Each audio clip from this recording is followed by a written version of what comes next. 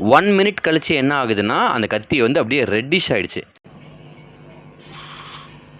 வணக்கம் அன்பு நண்பர்களே, சபரிமலைக்கு போயிட்டு வந்தாச்சு. ஒரு சின்ன vlog, ஒரு 3 மினிட் vlog ஒன்று எடுத்திருக்கேன். அதை நான் தனியாக போஸ்ட் பண்ணுறேன்.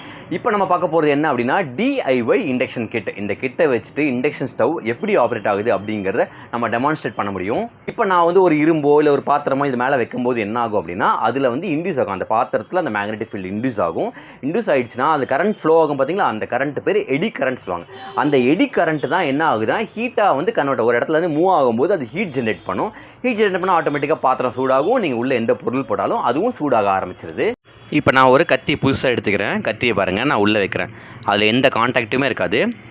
சும்மா நம்ம வைக்கும் போதே பார்த்திங்கன்னா கத்தி வந்து அப்படியே பிளாக் ஆக ஆரம்பிச்சிடும். அந்த ஹீட் பாருங்கள், புகை வருது லைட்டாக. 1 மினிட் கழிச்சு என்ன ஆகுதுன்னா அந்த கத்தி வந்து அப்படியே ரெட்டிஷ் ஆகிடுச்சு.